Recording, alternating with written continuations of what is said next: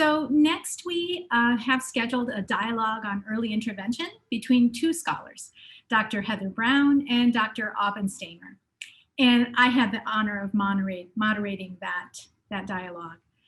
But we know that this is a topic that some autistic advocates find distressing. So we wanted to provide a warning that this may trigger some. So now I would like to introduce our two conversants. First, Dr. Heather Brown is an assistant professor in the Department of Education Psychology at the University of Alberta. Her research focuses on examining what it means to thrive for individuals on the spectrum. She aims to create reasonable expectations around what it means to function adaptively with autism and to highlight all the ways in which people with autism are already thriving. Dr. Brown, thank you so much for being a part of this conversation. Thank you so much for having me. And our other conversant is Dr. Aubin Stamer. She's a professor in the Department of Psychiatry and Behavioral Sciences at UC Davis and a faculty member of the Mind Institute. Dr. Stamer is a director of community-based treatment research at the Mind, and she also directs USAID and LEND programs. Dr. Stamer is a clinical and research psychologist and board-certified behavior analyst. Her program of research involves using implementation science to collaboratively adapt and translate evidence-based practices for use in community settings.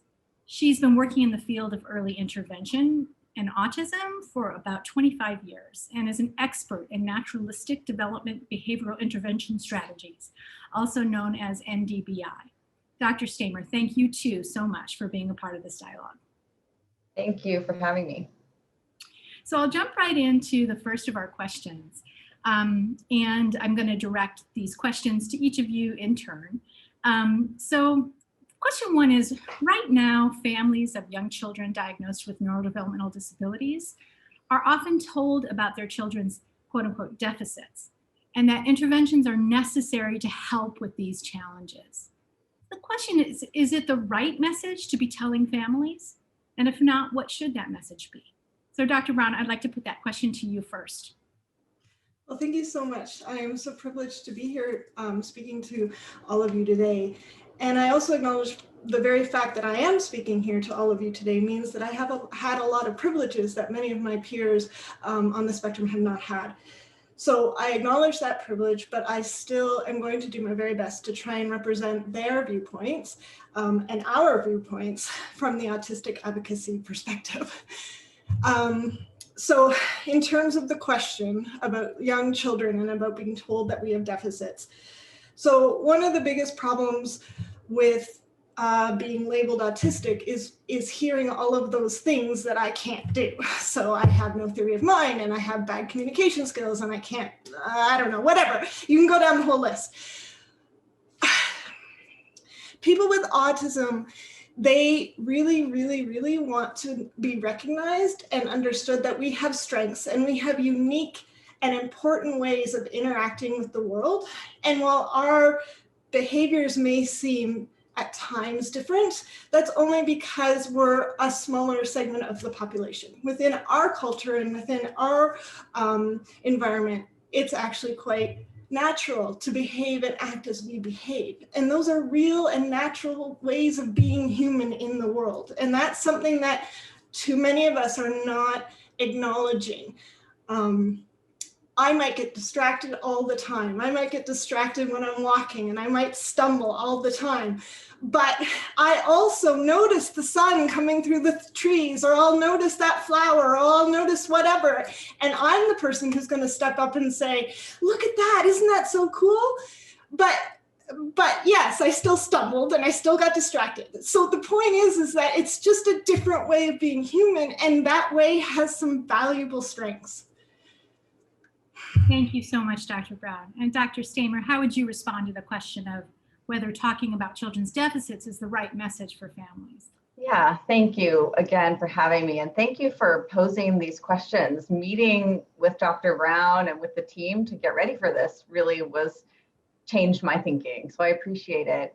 And I think ideally when someone comes in for a diagnostic evaluation, we would be using a social and rights-based approach, similar to the strengths-based approach that the education group put up. and talked about. And if we started that right from the beginning, wouldn't that be wonderful to think about disability as one dimension of human culture, neurodiversity as one dimension of human culture, and then the purpose of the assessment or the diagnosis would be to provide the appropriate supports that that person needs, right? Our system does not currently work that way. We're currently on a medical model, and typically a family comes to a diagnosis because something is wrong, right? The doctor noticed something was feeling like the child couldn't communicate well, or those things that Heather was talking about. And that's why the family's coming, or that's why the doctor is sending them. And so we really are using that deficit-based approach when we use our assessments to compare kids to what the norm is, and then also to access those services. We have to show that there's a certain amount of deficit. And so we've been working very hard to figure out the best way to use a strengths-based approach to talk with families about the differences in their child's development and the strengths, as well as to think about what kind of support their child might need to have a better quality of life and to thrive, like Dr. Brown was saying, in the world. And so I think it's a challenge when families want their child to have the easiest possible life, and how we can think about success in different ways. So I don't think it is the right approach, and I think we have a ways to go to shift the way we approach it. I think we're working on it. Thank you, both of you. Go ahead. I do think that it's important to note, though, that I do struggle. And so I'm a professor. I am an assistant professor at the University of Alberta. I have a 17-year-old son with autism and ADHD and learning differences, but I struggle. And if I couldn't have someone to go to for help, if I couldn't go to someone for guidance, for someone who can not change me from being who I am, but give me tools and strategies so I can choose which person I'm presenting to the world.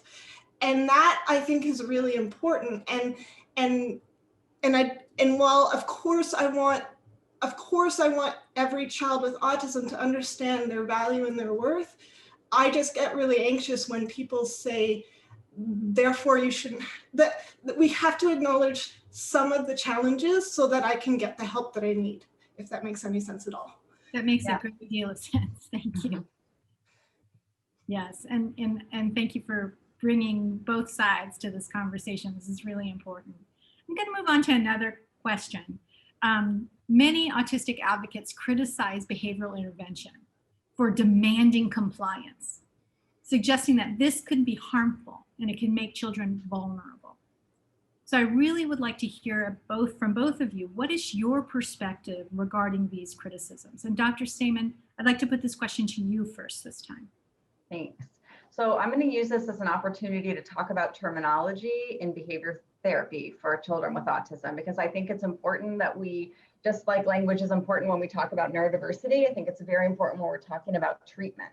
Because applied behavior analysis is not a treatment, it's a theory of research. So it'd be like saying, I'm going to psychology when I'm going to the therapist. You don't really know what's happening. And traditional ABA therapy, that we call it now, is really what we call discrete trial teaching, which was the first treatment that was found to be effective for autism and had its place, and now I feel may not. And compliance was a big part of it, and breaking things down into small pieces and teaching in a very structured way is all part of discrete trial teaching. Which is not to say it's always bad either. It's just traditionally highly structured, and traditionally, you know, when it was used for many people who are adults now, involved punishment and other kinds of things that we aren't doing anymore. But the science is evolving, and we are using more naturalistic behavioral and developmental interventions and incorporating developmental science into treatment.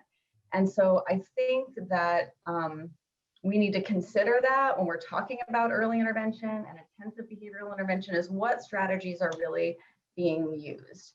And so in terms of compliance, I don't think, and I hope most people don't think that the goal of intervention should be compliance.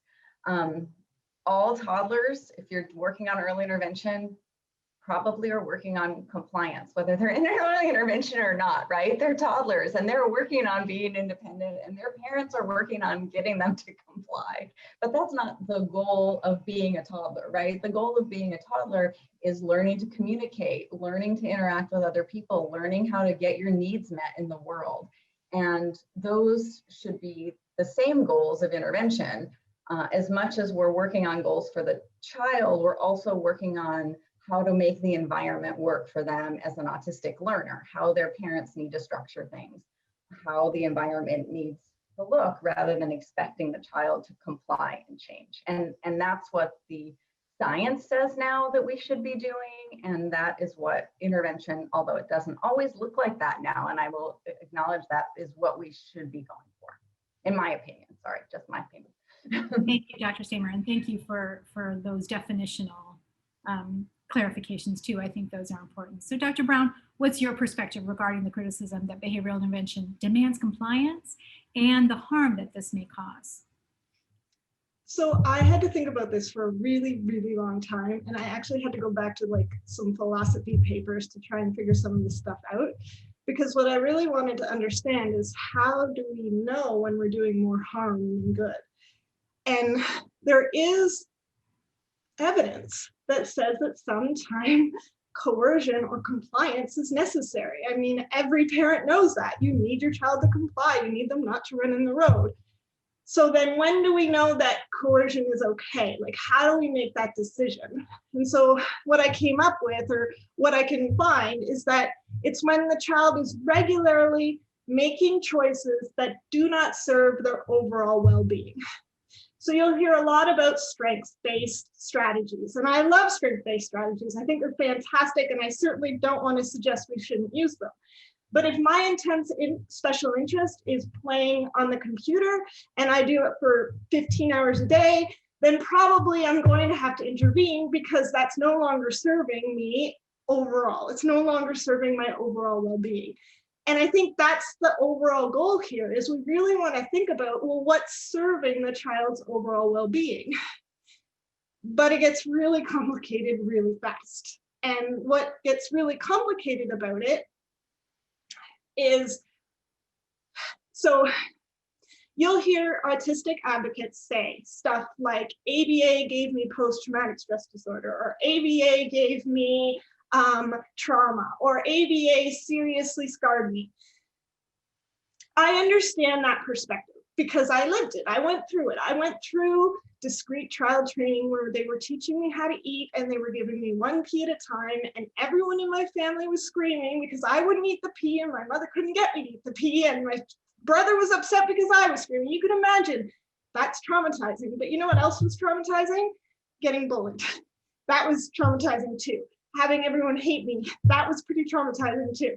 So it has to be a balance in between the two worlds. So I do want you to help me learn how to get along in the world in a way that allows me to create friendships. And I really need you to help me get some of those skills, if I don't have them, to help me do that. On the flip side, you still have to help the world understand that my differences are still okay, especially when they're positive or neutral differences. In other words, hand flapping or walking on my toes or spinning isn't causing anyone any harm. And if those behaviors are helping me regulate, if I find them pleasurable, if they're keeping me calm, those are things that we want to encourage, not discourage. So I'm sorry, it's a very complicated question, and there are a lot of different parts. I hope that I've tried to capture both sides, but feel free to ask me any questions or clarifications if you need to. Yeah, that's excellent, Dr. Brown. Thank you so much. And yes, acknowledging too that this is an incredibly complicated set of questions and an incredibly complicated dialogue that we're having. I want to thank you both again for engaging in it. None of the answers to these things are black and white, and I think that's why it's so important to have a dialogue like this. I'm going to go on to another related question, and we do have Q&A coming in. We'll absolutely weave those in and give you guys an opportunity to respond to those. But this question is, naturalistic approaches to early intervention are based on the empirically supported idea that recruiting young children's social attention can help them learn developmentally significant skills from others around them. So, how do we reconcile this with feedback from autistic people who find some forms of social contact, like eye contact, for example, to be really stressful? So this time, let's have Dr. Brown. Let me put that question to you first. So again, this sort of goes back to what I just sort of commented on in these idea of positive or neutral characteristics or oddities or differences in behaving.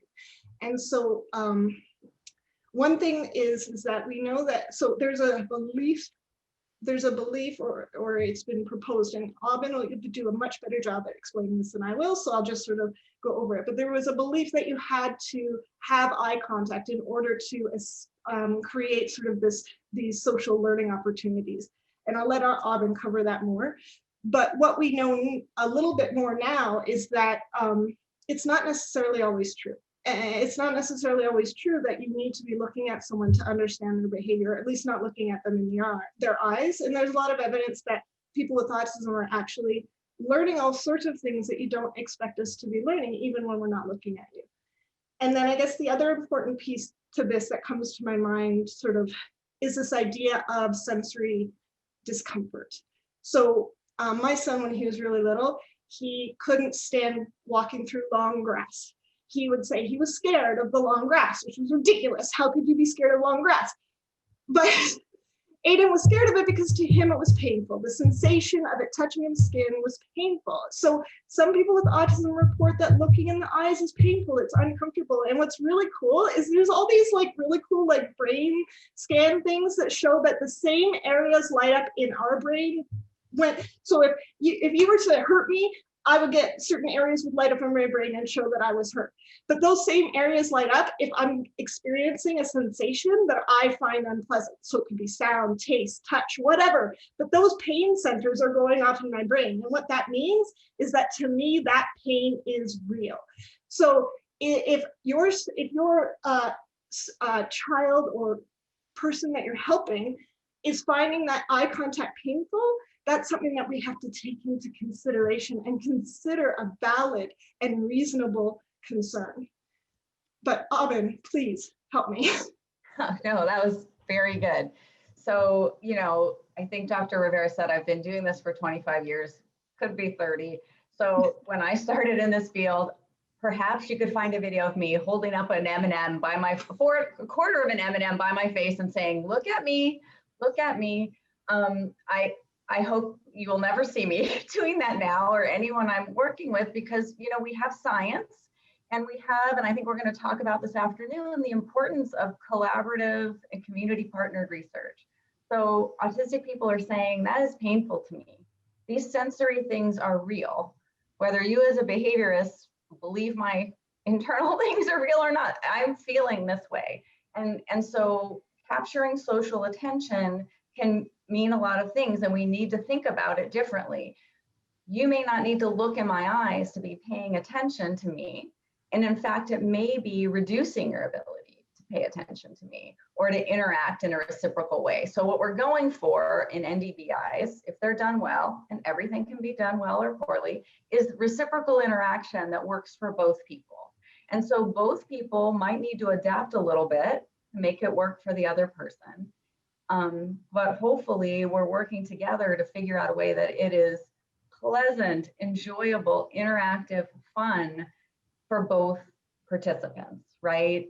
What does reciprocal interaction mean for you, and how can we best make that work in a way that it builds learning, thriving for the child and the parent, or the adult and the parent?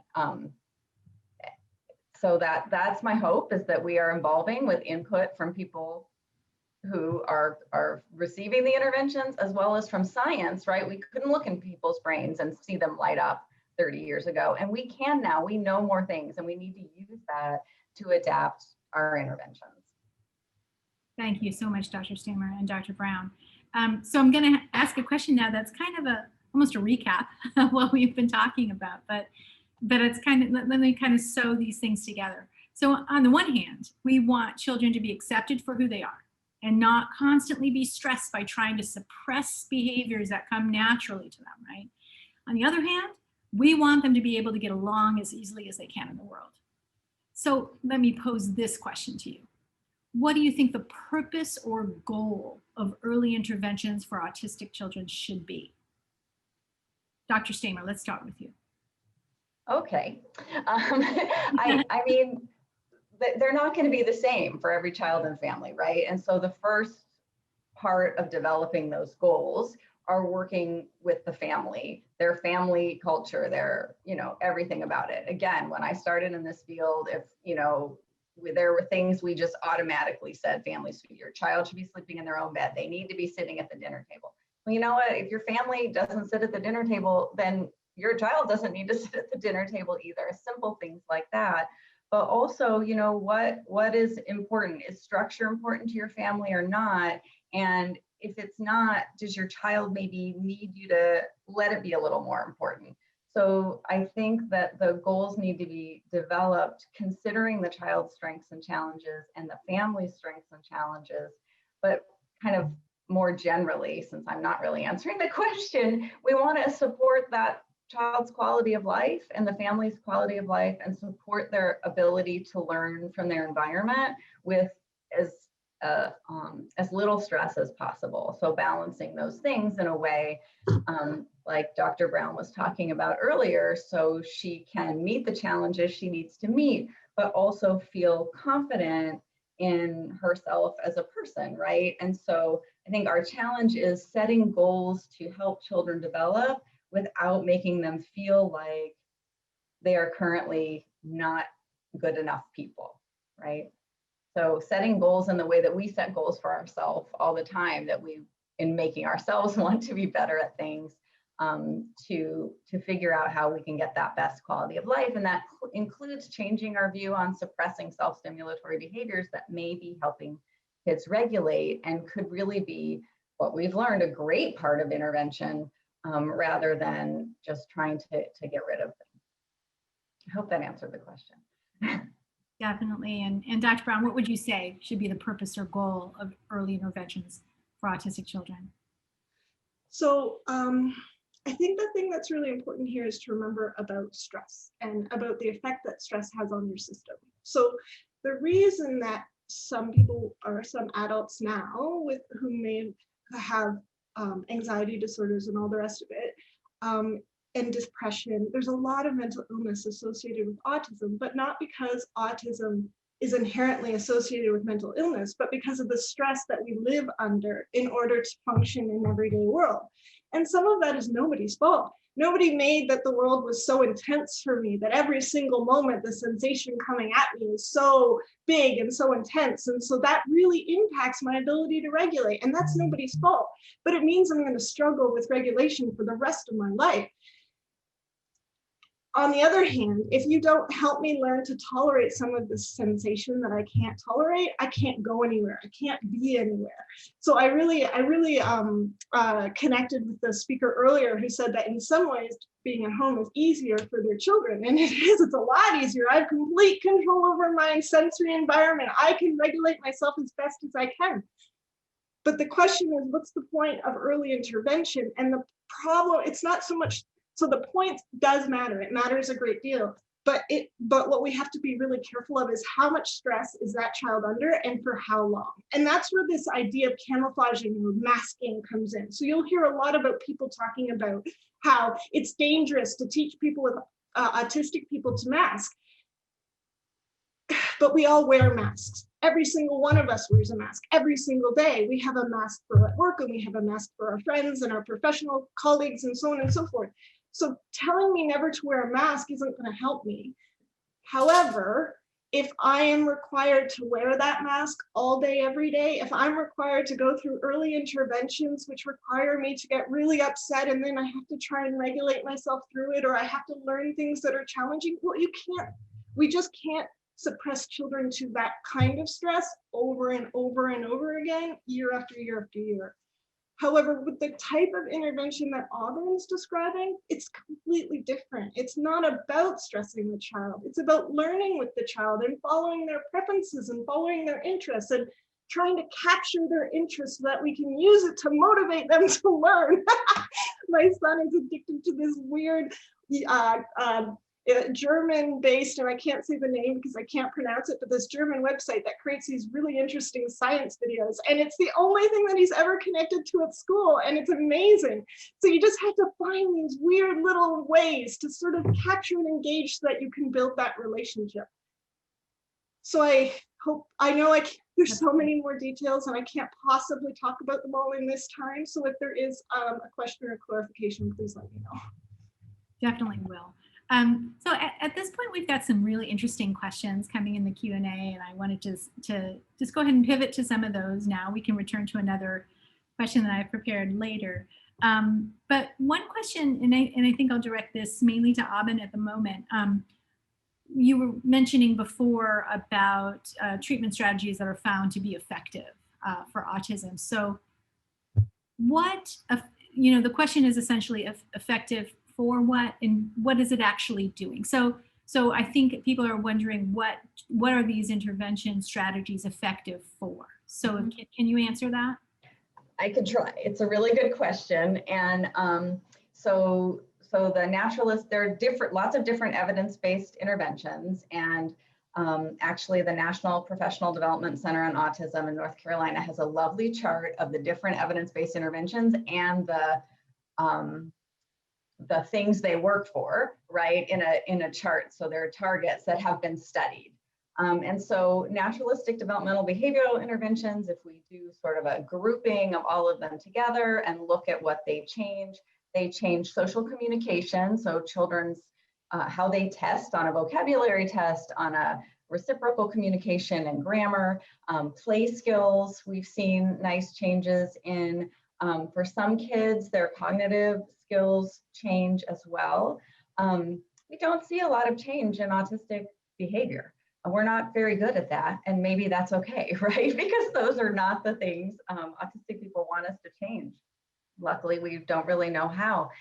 And so really that social communication. And then of course, as kids learn to communicate, we see also a reduction in challenging behaviors, or the behaviors that parents find challenging, like tantrums and aggression, because kids are better able to communicate their needs. And parents are better able to change the environment. Thank you, Dr. Seymour. I think that's really helpful. Dr. Brown, did you have any follow-ups to that?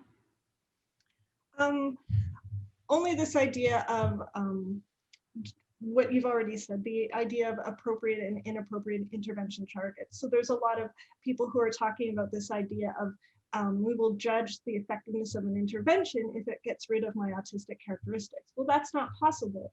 I love the example that Dr. Mutron gives, and he talks about a cat, and you could use like behavior learning strategies to teach your cat to swim, but your cat, even if they can swim, is still a cat. They will never be a dog.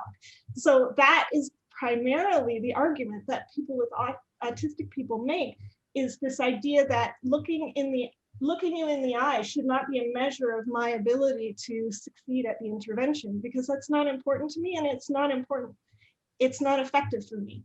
So it's important that we measure these interventions and their effectiveness using measures of success or well-being that matter.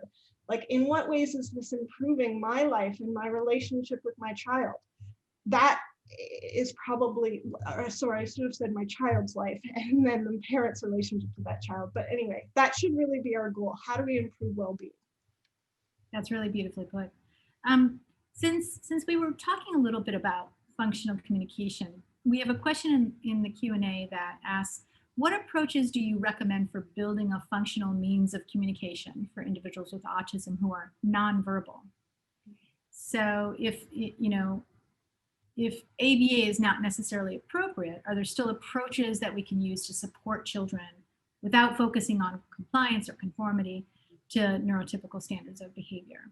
So go ahead. Yeah. So there are there are some alternative communication methods you can use. They use strategies that are based on ABA strategies, many of them. So you can use augmentative communication devices, and we have people on our panel that are actually probably better at talking about that. But there are programs on the iPad, there are picture-based programs, there's sign language, there are different switches a person could use to say they would like a particular thing or to communicate. And so, and there are strategies for doing an assessment of which is the best type of communication to use.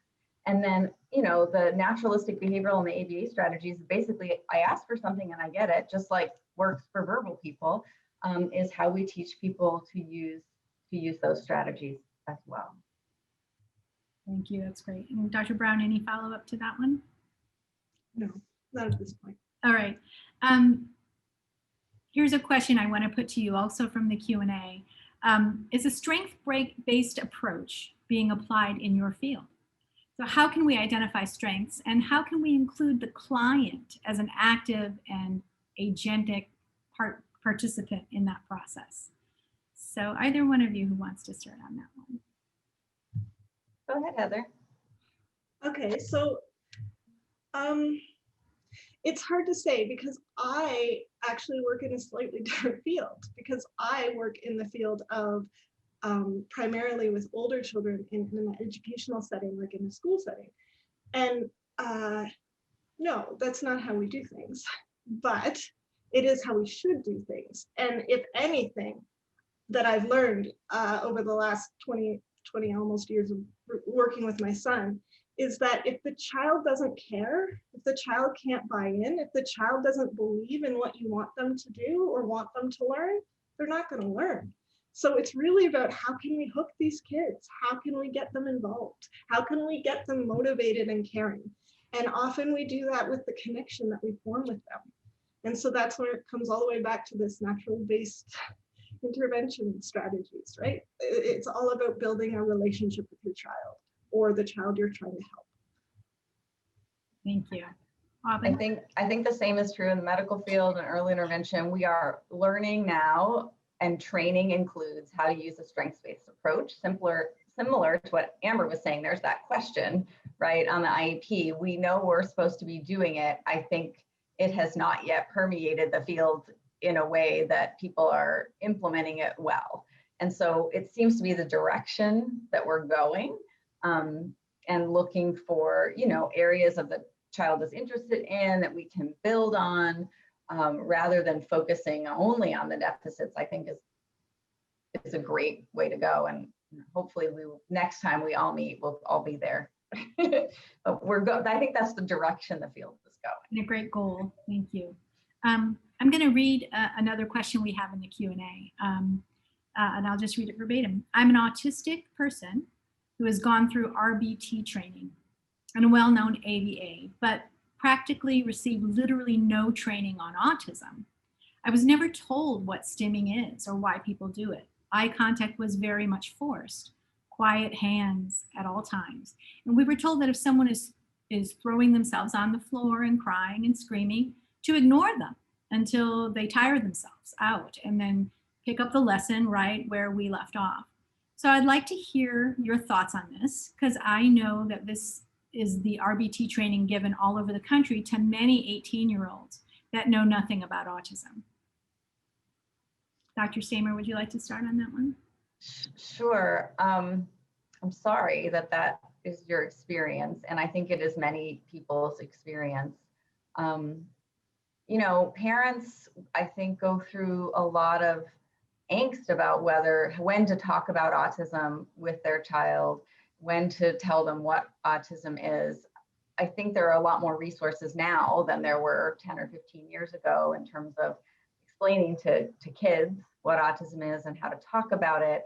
This is true for a lot of different developmental concerns and mental health concerns. And so hopefully, as we are speaking out more about what it's like to be autistic, that part of what kids learn is what it means to be autistic and why you might be engaging in these self-stimulatory behaviors and how to address different challenges. And I hope also that's where the field's going. And again, I do think it's aspirational right now in that we're learning how to do that. And some of it is individualized to families and how they want to talk about it with their student. But my hope is that new programs being developed about transition and adolescence and more interventions now that are moving out of early intervention, especially, and into interventions for older people will start to work on that, I hope.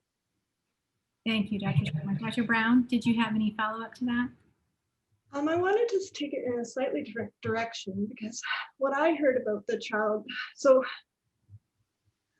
I can't stop myself from having meltdowns. I'm 43 years old and I still have meltdowns. I'm a professor at the University of Alberta and I still have meltdowns. It's not something that's going to go away. I can't stop the way that my nervous system reacts to the stimulus in my environment. And if that stimulus is stress and pressure, whether it's from work or it's from noise or it's from social concerns or whatever it is, if that stress goes on for too long or gets too high or something triggers me from my childhood, I will melt down. And you know why? Not because I'm bad, but because it's adaptive. If you have a complete meltdown, you calm down. Your parasympathetic nervous system kicks in. It shuts it all down. It stops the stress and the chaos and the turmoil, and you start to calm down. And that's why we do it. So if you want us to stop doing it, then you're going to have to help us so that we don't get to that state. You're going to have to help turn down the noise so I don't get so stressed, or allow me to walk in the classroom instead of making me sit still, because sitting still is killing me. Like, there are 1,000 different things that we can try, but what we need to do most importantly is stop blaming kids for having meltdowns. A kid who's having a meltdown is stressed. That's what you need to know. And that child, what they need to know is, how do I calm down? How do I be calm? That's all I want. I want to be calm and I want to be happy. And anyone who helps me do that, I am so grateful to. Thank you, Dr. Brown. That was so well put. Really well put. And it sounds like if we can all do that, right, help with the calming, also talking to kids from as early as possible about why that's happening to them will not lead to then being an adult and not understanding what autism is and what your sensory system is doing. So I think starting as early as possible, it's really, really good point. Thanks.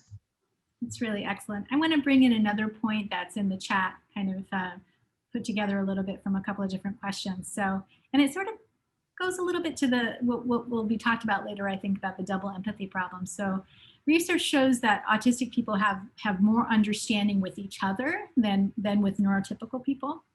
And more understanding than neurotypical people have with autistic people. So what does this mean? Do autistic people need to learn to interact with neurotypicals, or do neurotypicals need to learn to interact with autistics? A bit of a setup of a question, but I'd love to hear, Dr. Brown, your point of view on that first.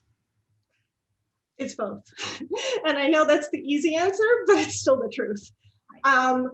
I want you to respect my differences. I want you to respect the way my mind works, and I want you to understand how I behave. And when I'm around other autistic people, it's often a huge relief, because I understand where they're coming from, and I understand how they're thinking, and I understand the odd turns of phrase their brains are going to take.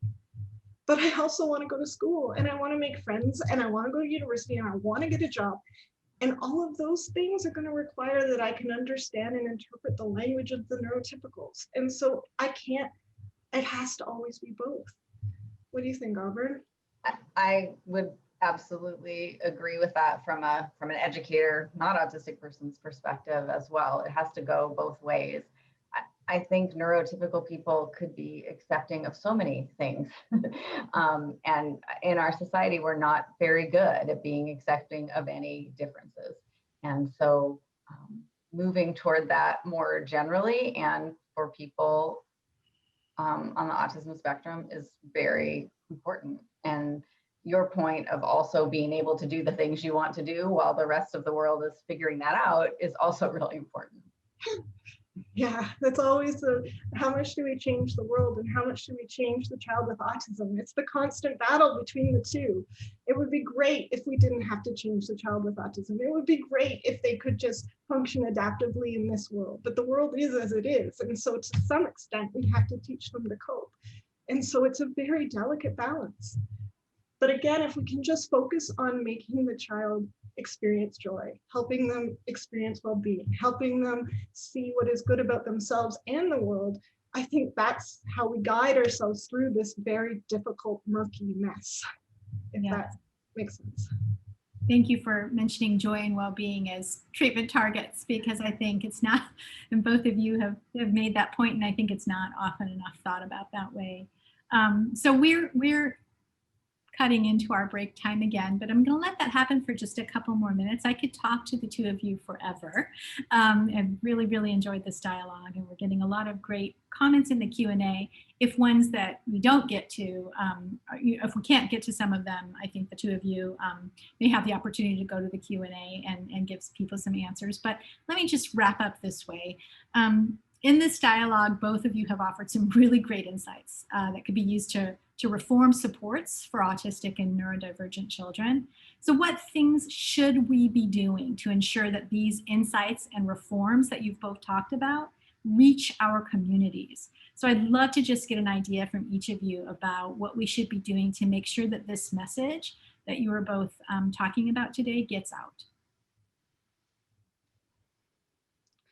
I mean, we should be training educators, intervention providers, families in strengths-based approaches, and in understanding that the goal of intervention is not to fix anyone, but to support well-being. And I think that that is a sort of a system-wide approach and a community-wide approach, right? Because it's coming from all sides, and that our goal is to help, just like for all children, right? To help them feel enough, even if they need support. And so I think that takes a lot of education in, community training programs, in parenting classes, for, birthing classes, and teacher training programs, and policy makers and insurance companies who make us into the, the medical model and the rules about how we address. So it's a huge question. I think we keep talking about it, and I don't think we talk about it in this way enough. So I think today was a great first step. Thank you. Dr. Brown. I agree with Auburn. I often teach the undergraduates their in teacher education, for teacher trainees. I often teach them their required course in special education, and we use the textbook. That's a strength-based textbook by Armstrong, and I love that textbook. And so many people, so many of my students will say, "Oh, I've never even heard of this perspective before. Thank you for sharing it with me." So a lot of it is education. But again, a lot of it is this. It's us talking. It's autistic advocates, like the ones that have already spoken and the ones that will speak next. Listening to them, I have learned so much. And even though my experience of autism still gives me obviously insider knowledge, my experience is still mine. And so it's so helpful to understand the multitude of perspectives, because all of us need to understand multiple perspectives, whether we have autism or not. And I find that is so helpful. So I hope that sort of answers the question. It definitely answers the question. I want to just give my most sincere thanks to both of you, Dr. Stamer and Dr. Brown, for engaging in this dialogue. I've really enjoyed it, and I think it really provides a service. The UC Davis Mind Institute was founded in 1998 with the promise to reduce and prevent the disabilities that can be associated with autism and other neurodevelopmental conditions. Every day, our clinicians and researchers make progress on that promise. Our groundbreaking research on autism, Fragile X syndrome, chromosome 22q11.2 deletion syndrome, ADHD, and other conditions associated with disability are helping affected individuals achieve their fullest potential. Please visit our website or our social media platforms to find out more about current studies, upcoming events, and how you can help make a difference.